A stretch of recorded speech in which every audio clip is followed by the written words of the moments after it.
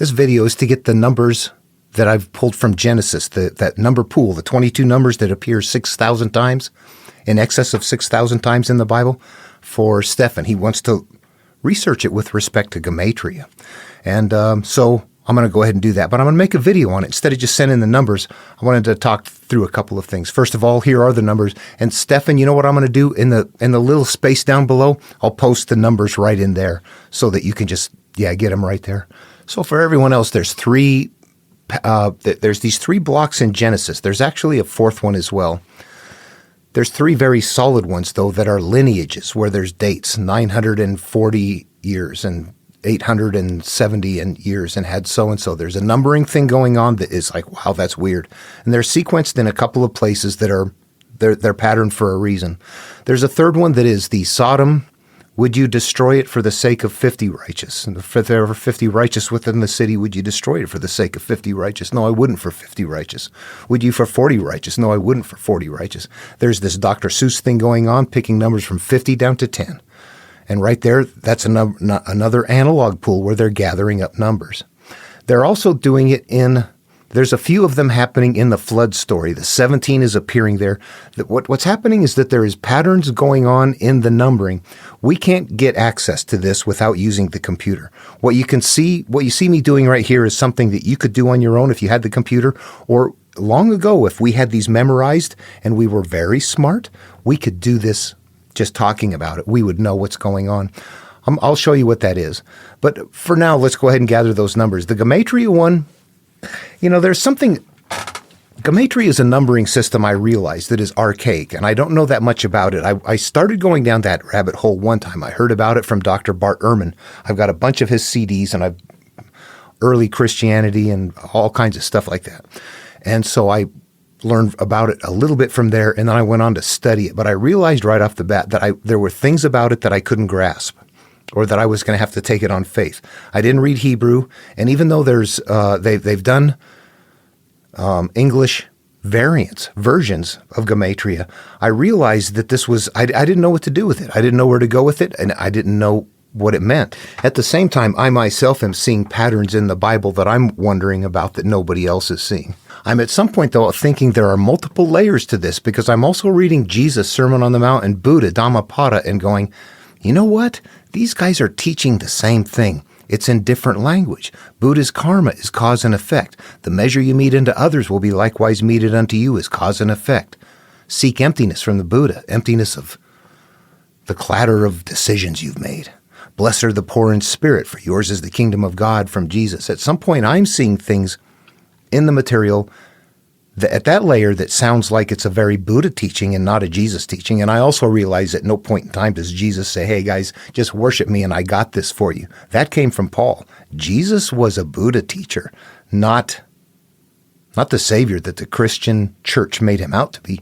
So now that would be like taking the Buddha and saying, now instead of following his path, worship him and wait for him to return. That would be exactly the same thing. That's what happened to Jesus.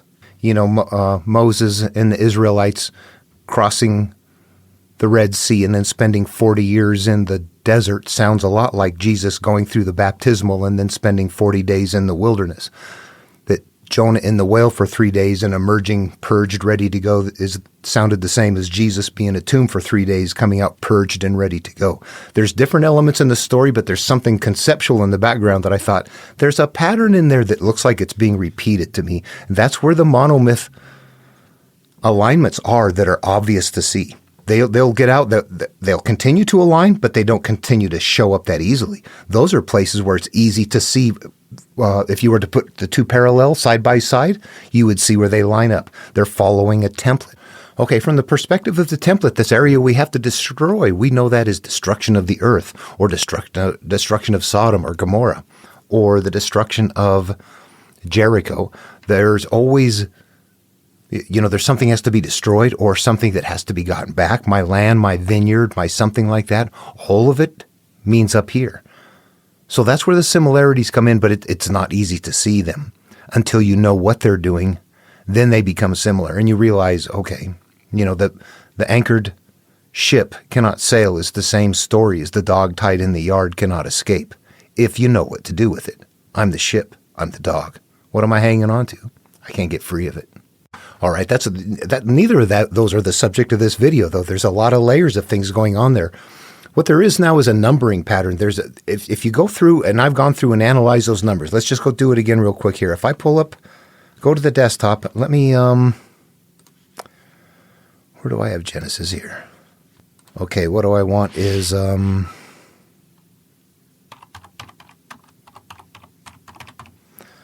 going to look for 900 because I know that's going to get me right to one of these analog farms.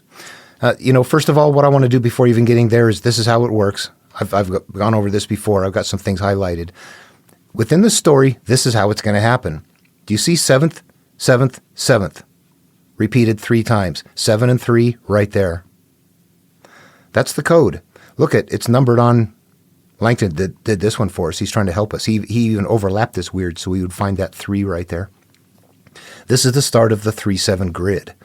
And it is going to become a grid. What's going to happen is that this point right here, these 2 numbers, represent something in a human life cycle. What they're going to be doing, though, they're just numbers that represent something else. Down here, if we were at the end of the second creation story, I want to read this. Therefore shall a man leave his father and his mother, and shall cleave to his wife, and they shall be one flesh. And they were both naked, and the man and his wife, and were not ashamed. This represents a time in each one of our lives, in our infancy as a child, before we began first sin, before we began to judge life experiences. This was a pure state for us right here. It's very important to understand the word sin is an analog. Like anything, it does not mean what you think it means. Sin does not mean I've done something bad or that you have or anything like that. What sin in this case means is that I have now gone off and named something a life experience. I've judged a memory with an emotional state.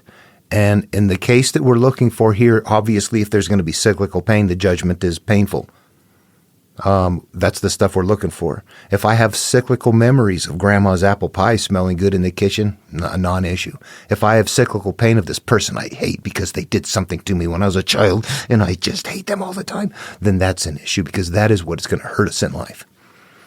Sin is that. It's not something that you've done. You may have been a victim. Sin is what you're holding on to that is derogatory to your continued existence. We were conscious, the man, subconscious, the inner self, the wife, and we were not ashamed. We were naked. We were not covered. We had nothing to hide at that point. Yeah. This is spiritual, not physical. Can you do that? Can you put yourself into that? That means every one of us is Adam and Eve. This is a human life cycle template. The conscious is the Adam, the Eve is the inner self, the inner being, the part that gets corrupted, the part that acts out, the part that gives us mental turmoil. But it's the conscious decisions and the life experiences that made it so. Yeah, you have to look at it and go, that's got to make some other sense. It's a spiritual teaching. So this is us at a pure state. 3 and 7 represents that same point. Okay, that's how it begins. Now as the 3 and 7s reappear, what happens if we want to start pure? We got 3 and 7 starting pure with Adam and Eve in the Garden of Eden. What happens if we go to Job? Job starts out with 7 sons and 3 daughters. In fact, look at it here. I'll bring it up. Yeah, there were born to him 7 sons and 3 daughters. So that's the same starting point. He's the called person. And look at 7,000 sheep, 3,000 camels, 5 5s, the 7s and the 3s, the thousands of that doesn't matter. The numbers, we'll talk through the numbers. The numbers have some kind of flexibility to them, but it's a consistent flexibility. Once you work it through and learn it, it is 100% consistent this way. It's like this has to be what they're doing. It's verbal code. It's how to encode within the story itself through numerical repeats. But you have to know what those numerical repeats are. It's still multiple layers. It gets thick. If I was to make up a super simple example of a verbal code, let's say we didn't read, we didn't write. It's long ago I needed to get a message to you and it was important for you to meet me, but our lives are in danger. But I can get a message to you from somebody I trust, but people can overhear. It's not secure. It's like, oh, okay, what do? I need to somehow tell you where to meet me. We're in the city someplace and I need you to meet me on, let's say 3rd Street. So I might say something like, I need you to meet me on 7th Street. It's been a long time since I've been on 7th Street. Hurry up and get there. I'll see you when you get to 7th Street. And you know by my message that I meant 3rd Street because I said 7 3 times. You could do 4s, 9s, anything like that. That's not exactly what they're doing at all, but it's a simple way of encoding in a story by just doing repeats. And we don't access it today. We do not at all get into here. This is an accidental find and it'll disappear again. Do you see a pattern emerging? 7 male, 3 female. Here we have 7, 3 male, female. All of these represent us. Those are monomyths. All right, so here's the bigger part of the story. 3s and 7s, we can't keep using those all the time. It would be like, okay, how come everything is 3 and 7? So instead, those numbers are going to go out now and start grabbing other numbers in a repeating word system. And when we analyze it, we can look through it. Let me show you a couple of things here real quick. And I'm just going to show you how the code is working. It seems to me, all of this is theory, obviously, but if you go through it, it's the only explanation I can come up with for how people live to be 900 years and 800 years and 700 years and 600 years. Those are not real years. Those are coded. And when we find things like, 900 is repeated 7 times, 800 is repeated 7 times, they're being used as surrogates in yet a deeper layer to go gather up other numbers. So there's these 22 numbers are going to all be part of this pool. It's not going to be 3 and 7. There's going to be 20 other numbers with that as well. All of those seem to be somewhat flexible and can replicate the same place. 40 is one. You can start off with, 40 sons and 40 daughters or something. That's a ridiculously high number. They wouldn't probably make a story that way. But that's how it works. All of those numbers are going to be analogs that represent that exact same time in our life. So as the numbers are repeating, that's going to help guide us into what the story is. It's very deep. It's thicker than what we know. And this, by the way, is the numbers that you're looking for that I've recovered, the ones that you asked me about. I don't believe this is a 100% complete list, and it's certainly not accurate all the time. But you can see what I have here, the 3-7 grid. It begins. I'll show you why it's a grid. That's a big video. I know that's not what this one is supposed to be about. Eden, 7 is repeated 3 times. Conscious and inner self are in pure state. This is our childhood. Yea, I'm happy. I have not gone off and been raped, molested, beaten, all those things, stolen from others, gone off and lived life. We have not gone off to become hurt yet. We're at a pure state of being. And we're living through a higher awareness that we're actually going to lose touch with. We're going to see God disappear. That's not this video either, but that's how a monomyth works. Okay, so if you just right over here, I've got the straight numbers themselves. The green list, I think that there's going to be variations here. The 9, I think, is going to become something different, but it's not going to become a part of first sin. What we have down here is an advancement, though. At some point, we're going from 7. Everything goes up to good to a point, but beyond 7, the next, when first sin happens, is 8. And if we were to go through, we would see that, for example, Sodom is repeated 21 times. What's happening is that's advance up 1 from there. If it goes from a 7 to an 8, that means going from pure, naked, unashamed in the garden to now I have sinned and I am going to suffer cyclical pain in life as a result. That's what that step is right there. 10 is a pure state. 11 is the step up. 12 is a pure state. 13 is the step up. 20 is a pure state. 21 is the step up. That does not remain consistent. You can see a 40 and a 41 both up in here. This is part of an archaic system that we could trace back to Babylonia. Marduk's name is repeated 41 times in the Babylonian creation epic, the Enuma Elish, and Noah's name is repeated 41 times in the Jewish creation story in Genesis. So that 41 it's interesting. If you go to the Catholic Bible version, the one from the Septuagint, you'll see one line taken out of that Bible to bring Noah back down to 40. It's fun.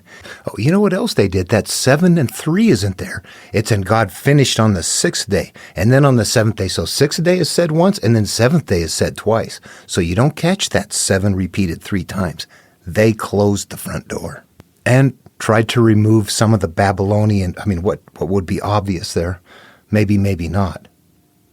The destructive elemental force in the Babylonian creation myth, the Enuma Elish, is Lady Huber. She's the one that creates all the damage and has the monsters and all of that. And her name is repeated exactly 8 times. This archaic numbering pattern was being used, was being shared by both cultures at some point. And it's continued on through all of Abrahamic material. Anyway, so this is what I have. And then it goes deeper still. Sodom in Genesis is repeated how many times here? Let's go take a look and see what we come up with. Sodom is 21 times. See, now there's kind of like a dictionary going then too. Now we know if you had any questions about whether Sodom is good or bad, being repeated exactly 21 times tells you it is a bad thing. Let me show you how these are used. I'm going to get back into Genesis here. This is it's a deeper layer that is more difficult to see. Chapter 4, down here, we're going to get to a point where in verse 19, and Lamech took for himself 2 wives. The name of one was Adah, and the name of the other Zillah. This is part of us. This plays out inside. We are going to become Lamech, our consciousness, and we're going to have a divided inner self, Adah and Zillah. Which one is which? If we come over here and look, we find Adah is said exactly 8 times. That's first sin amount of times. What about Zillah? 3 times, pure. So we know what the good element is, and we know what the bad element is by how many times it's repeated. We don't know that because we don't know the Bible well enough, and we don't know that there's anything in there. That is going to be consistent. 17 is a good number. We're going to find Sarai when it's time for Sarai and Abram to begin the God's calling there. Name is repeated 17 times. Okay, so I know I'm getting into all the collection processing again, and that's not what the video was about, but I mean, sometimes I have to refresh this in my own head too. It gets complicated, but I also, the 9, I think the 9 is going to represent cyclical pain or division, something like that.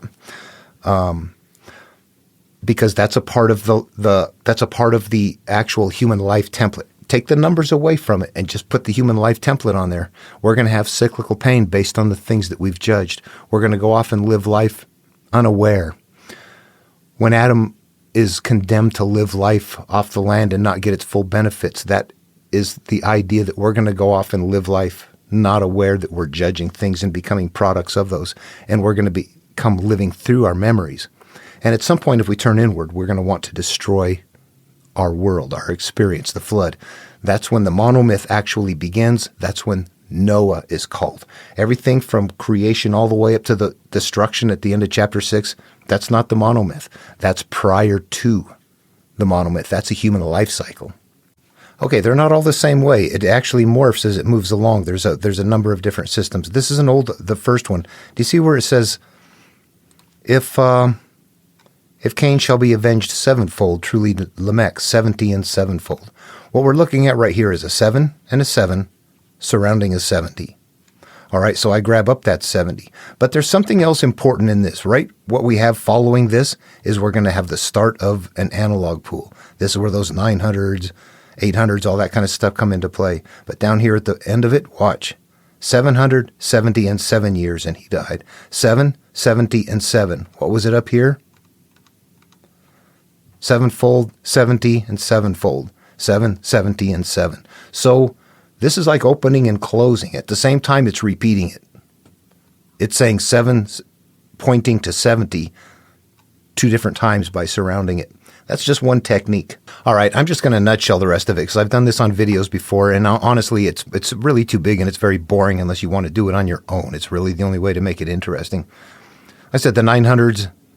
Right up here, we learned that we're going to use a 7 and a 7 to grab a 70.